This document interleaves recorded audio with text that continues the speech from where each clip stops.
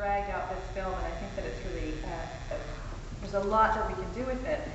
And what I've also found is that it has a lot of connection to contemporary Norwegian horror films. That there is, in fact, sort of genealogy of Norwegian horror and crime films. It goes back to this film. So I'm going to try to talk about those two things as we go forward. So the argument that I make, basically, in general, is that cabins as spaces, vacation cabins, in Norwegian literature function as other spaces, as what Michel Foucault calls heterotopias, which I'm not sure if that's a term that people are familiar with. It's sort of an alternative utopia, or an effectively enacted utopia is what he says. It's a transgressive space. It's a space that's simultaneously both outside and inside of everyday life. And I was thinking about Britain and thinking of what might be a heterotopia in the British context. The thing that came to my mind, and you can disagree with me on this or not, we can talk about, is a pub, where one enacts sort of certain cultural codes, and it's a place where you go to get away, but also to get in at the same time. Does that work? Does that make some sense? So it's a special locus as well for working out questions of national and individual identity in the Norwegian context, these cabins. So, and then what Bjerke, Ellen Bjerke, the author of the book, the 1942 novel, which has been dramatized, and you recognized him as Mørk, the guy who was sort of ponderously standing and making ridiculous comments throughout the film. So Bjerke recognized that these cabins also activate our most primal fears. Whereas cabins have been romanticized basically starting in the early 1800s and through all the way up into the interwar period in the 1920s and 30s, when Bjerke comes along, he sees that there is also this element of fear because you're out there alone in the wilderness, essentially.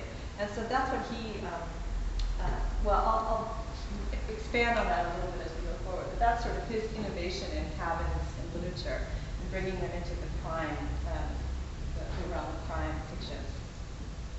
I got the sense from some of the conversations I've been having since I came this week that people wanted a little bit of an overview about the cabin project, so I hope that the noir people are okay with just a little bit of cabin history.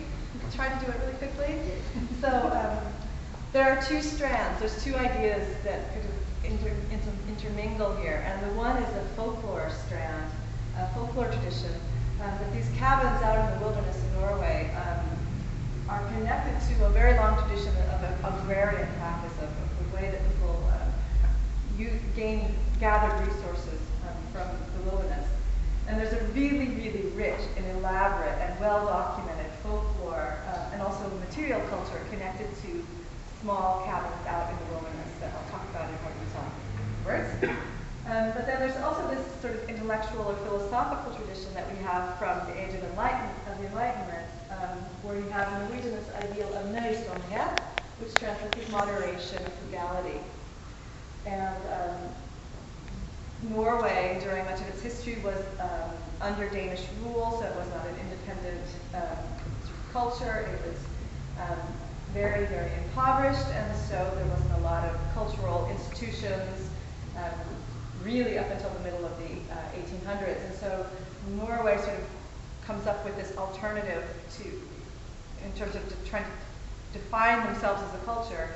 Well, we don't have the cultural institutions that France does, that Denmark has, that Sweden has, but what we have is sort of this frugal moderation, life of moderation out in the wilderness.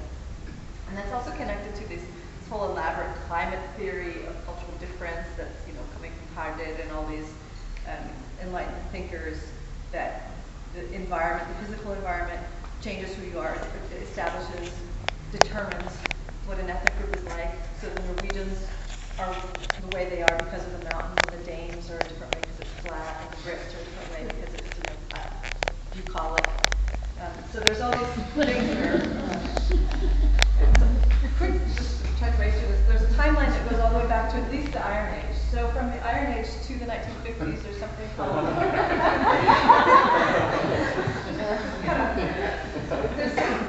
so agrarian practices we call sæter. I've been told that I can anyway, sæter, I'll describe it as sæter, but it's a shieling if that means anything. The Scots among us should know what a shieling is. It's a dairy. But so that is really what cabin culture is for much of Norwegian cultural history. In the early 1800s, as with the rest of Europe, you get the beginnings of nature tourism, where the elite go out and enjoy, they aestheticize nature, they enjoy prospects.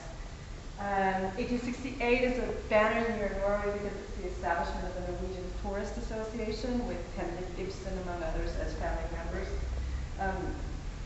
The elite, the urban elite, are discovering nature and gaining access to nature through the rural farmer culture. And then moving up into the earlier part of the 20th century, you get the rise of social democracy, you get the welfare state, and part of the ideological sort of baggage that you have with that is this notion that everyone should have access to the wilderness, and there's this notion of helpfulness, of coming from Fridtjof Nansen, the great polar explorer, and Amundsen, the Roald Amundsen, that he's going out in nature and conquering nature is an important part of Norwegian identity, and everyone should have access to nature. That comes up in the 20s and 30s. And then in the 1960s, there's a huge dramatic change in Norwegian culture, which is they lift the restrictions on who's able to own an automobile and operate an automobile. Previously, just doctors and various people had a reason to have a car. In the early 60s, suddenly everyone could own a car, and that made the wilderness that much more available. So that's sort of some of the important things that influence the change from just rural agrarian practices to actually vacation cabins. So then the seter thing, this shieling, it's an annex to a farm, and nearly all farms in Norway have them, or traditionally have them, at high elevation, above the tree line mostly. And in Norway, the tree line's at 900 meters or so, roughly, or 3,000 feet. And they're used as a dairy. They're used as summer foraging and fodder. So animals are sent up into the mountains during the summer months to gain access to fodder. And there's herding, there's dairy production, cheese, all sorts of things, and also hunting and gathering. I always say that wrong, hunting and gathering. It's hunting and gathering. Berries, moss, anything that could be used, because Norway is such an impoverished country that everything had to be used. They would feed animals moss throughout to get them through the winter. Hunting and grazing, and then they're primarily run by young women. And this is really important because you get a 16-year-old girl, 18-year-old girl, really nubile young girl, up there in the mountains alone, and it's a couple of hours journey up there until the young men go courting in the evenings on the weekends. So it's a very, it's a feminine space, and it's also an eroticized space, which is very exciting to the 19th century male authors. Because they're tourists, so it becomes a point of entry to tourists. Sorry. Starting with this rise of tourism in the mid-1800s. Here's a kind of classic example from the area of Ireland, which is where Bjørnson, close to where Bjørnson example of a slanted landscape where you see the huts or the cabins, some animals, and then this landscape which is covered by snow in the winter, but is covered by grass in the summer, and it's great. Yeah, so. Just one more thing on this is that the folklore is a liminal, it's a transgressive space. It's closed during winter and open during the summer, and there's always ritual connected to opening and closing. It's in between civilization and wilderness. It's a domesticated space, but within the wilderness, so it's kind of domesticated wilderness. And it's in between the human world and the supernatural, so there's endless stories about encounters with supernatural beings. And then, as I said, it's an explicitly erotic place. So it's very exciting. But that dies out in the 1950s as agrarian practices change and modernization and industrialization takes place. So you have people taking over cabins or taking over the buildings, the structures at Seter, and turning them into vacation homes. And after World War II, and cabins, I should have said before throughout this period of Norwegian 1800s, Norway tries to sort of establish an identity for itself, and one of the major tools is literary text, and one of the major motifs that shows up in these literary texts is precisely Seter and cabins as something that's identifiably Norwegian, that distinguishes them from the Danes and the Swedes, who are the enemies for Norwegians at this point.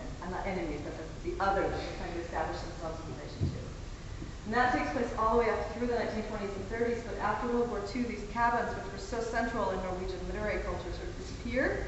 And that really intrigues me, because I couldn't figure out why they just disappear from the mainstream literature and show up again in crime fiction.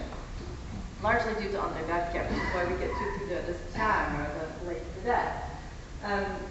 Interestingly, cabins start to reappear in the 1990s and 2000s in novels, and then in this new medium. It's not that new, but this, and in film as well. And so there's a lot of films produced recently in Norway that are focused on or set in cabins, as well as new novels and stuff.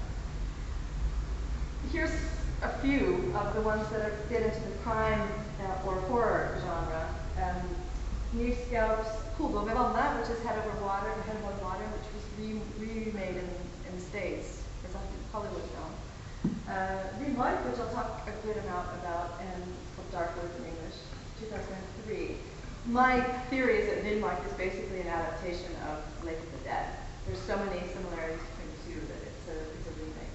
You get Hytte, there's 3 of them, but the first one, Cold Prey, 2006, Dead Snow, 2009, and Trolljeger, the Troll Hunter, from 2010.